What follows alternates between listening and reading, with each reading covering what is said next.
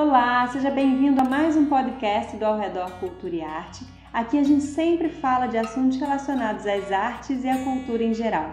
Meu nome é Luísa, eu integro a equipe do Ao Redor e antes mesmo da gente começar eu já convido você a visitar aoredor.blog.br. Lá você encontra esse assunto de hoje e outros artigos publicados semanalmente no Ao Redor.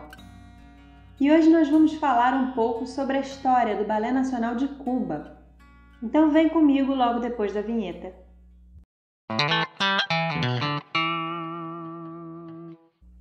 O Balé Nacional de Cuba surgiu a partir da Companhia de Balé Alicia Alonso, que era conduzida por Alicia Alonso e seu marido, Fernando Alonso. Parte da formação de balé de Alicia ocorreu em Cuba, através do contato com o método russo e parte nos Estados Unidos. A Alicia foi uma bailarina excepcional, reconhecida internacionalmente. Dançou algumas vezes na Rússia, produziu o balé Giselle para a Ópera de Paris e recebeu o título de primeira bailarina absoluta.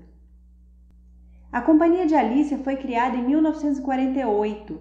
Já em 1950, ela e Fernando fundaram a Academia Nacional de Balé Alicia Alonso. Nessa escola, com o objetivo de formar bailarinos, é que se desenvolveu o método cubano.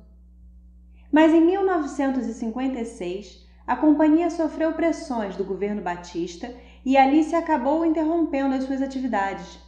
Isso porque Alicia não cedeu ao governo ditatorial de Fulgêncio Batista, que pretendia usar o balé como ferramenta de propaganda política em Cuba.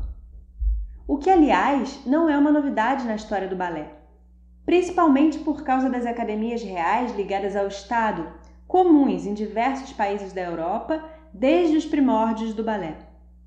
Mas em Cuba, Alicia resistiu e se manifestou contra as imposições ditatoriais, recusando-se a dançar em Cuba enquanto o governo do militar Fulgêncio Batista estivesse no poder. Mesmo com as atividades interrompidas em seu país, Alicia não parou. Foi chamada algumas vezes para dançar nos principais teatros da União Soviética e levou alguns de seus bailarinos para continuarem sua formação nos Estados Unidos. Com a Revolução Cubana, em 1959, a Companhia de Alicia retomou suas atividades e, em 1661, adotou o nome de Balé Nacional de Cuba, que permanece até hoje. O balé cubano, o método cubano, tem uma grande influência do método russo.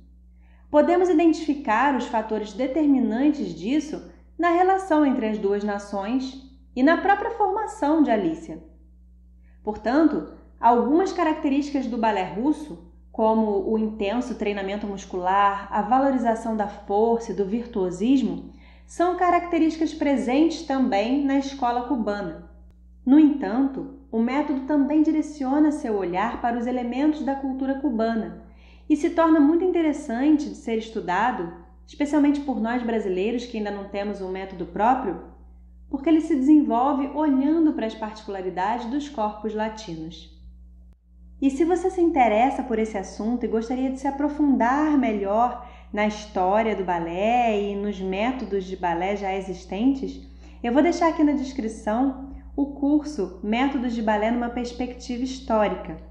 Você pode clicar no link para conhecer o programa do curso que apresenta todos os 7 métodos de balé consolidados, abordando principalmente os 4 métodos mais difundidos mundialmente: a escola francesa, a escola italiana, o método Vaganova e o método inglês. Esses e outros assuntos você encontra publicados em aoredor.blog.br, sempre com temas relacionados às artes e à cultura em geral. Obrigada por ter ficado com a gente até o final e a gente se vê no próximo podcast.